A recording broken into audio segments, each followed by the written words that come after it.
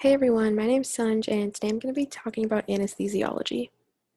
So, what is anesthesia? The term anesthesia is medically defined as complete or partial loss of sensation with or without loss of consciousness as a result of disease, injury, or administration of an anesthetic agent, usually by injection or inhalation. The word anesthesia was coined by Oliver Holmes in 1846 and comes from the Greek word anesthetos, which means without sensation. There are three types of anesthesia: local, regional, and general. Local anesthesia refers to numbing one small area of the body where the patient stays awake and alert. Regional anesthesia blocks pain in a larger area of the body, such as an arm or leg. A common type is epidural anesthesia, which is often used during childbirth. General anesthesia is used for major operations and causes the patient to lose complete consciousness for the entire procedure. Within general anesthesia, there are four stages, which are anaglesia, excitement, surgical anesthesia, and medullary depression. In anaglesia, patients' breathing is slow but regular, and they're sedated but still able to conversate.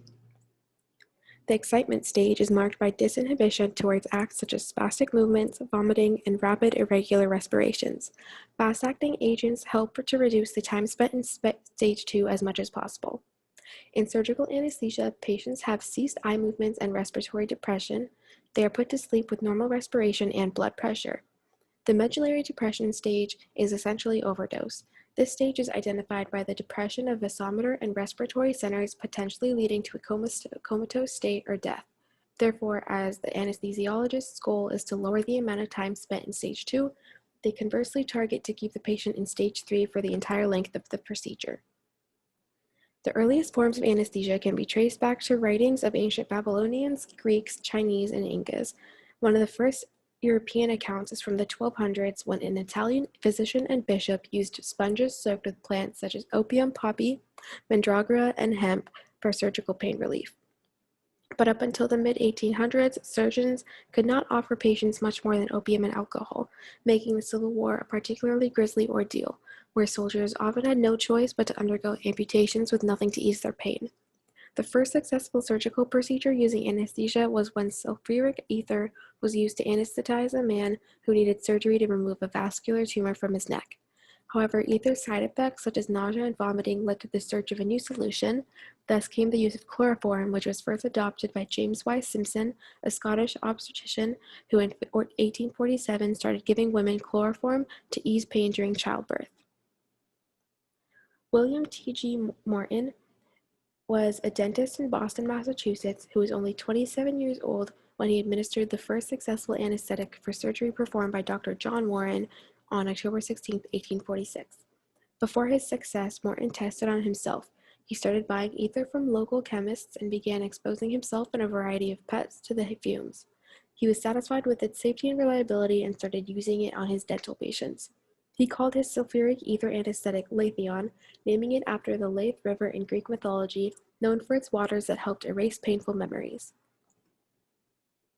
John Snow is known as the founding father for surgical anesthesia. He was a physician who first made anesthesia scientific by showing how the human body responded to different doses of anesthetic drugs and how anesthesia affected the human physiology. In 1853, Dr. Snow gave Queen Victoria chloroform during the birth of her 8th child. The publicity made anesthesia more acceptable and demand increased, for both childbirth and many other reasons.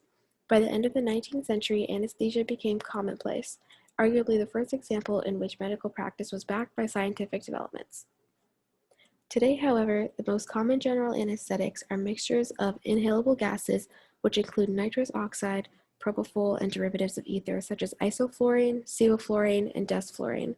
They're administered via machines that measure the specific amount necessary to keep the patient out for the surgery, but not forever. Because the drugs interfere with breathing, patients are often intubated and kept on mechanical ventilators. But despite the countless advancements made in the field of anesthesia, scientists still don't know exactly how it works.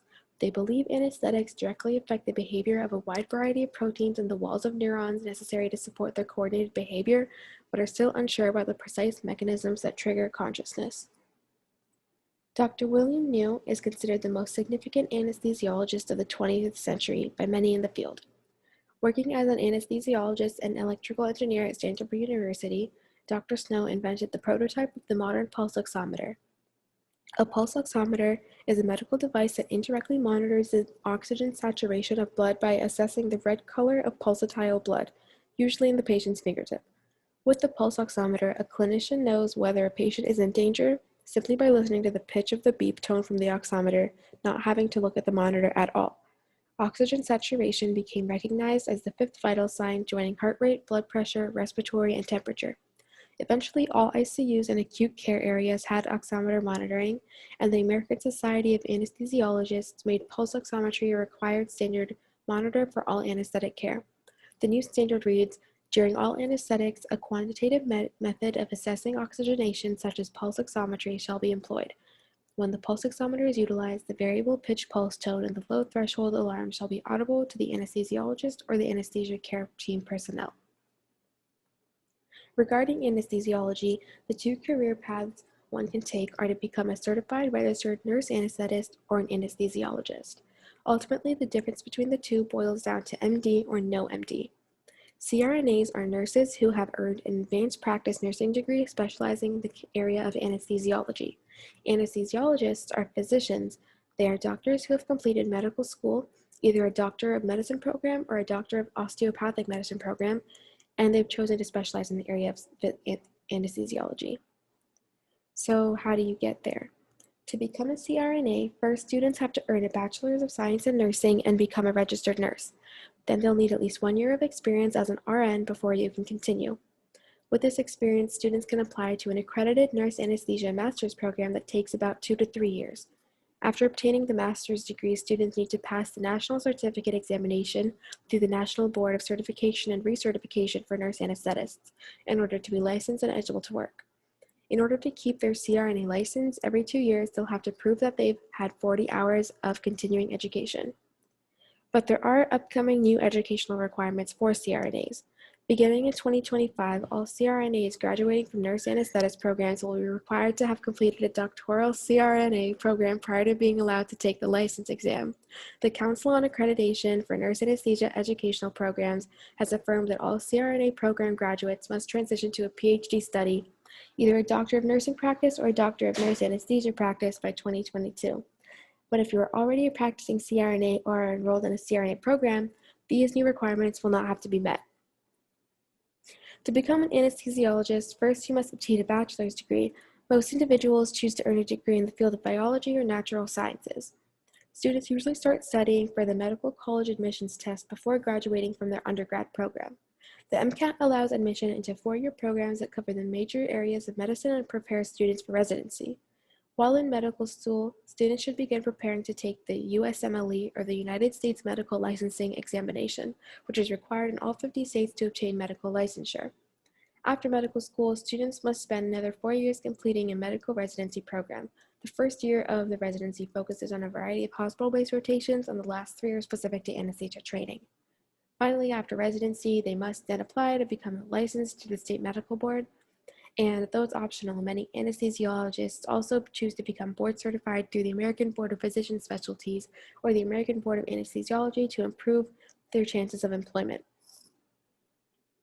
Lastly, for salaries, CRNAs, depending on their specialty of anesthesia, can expect to earn yearly salaries between $116,000 and $208,000, whereas anesthesiologists, due to their level of education, can expect to earn an average annual salary of $386,000. Both CRNAs and anesthesiologists employed in more rural areas tend to work more autonomously and have higher annual salaries. And that's it.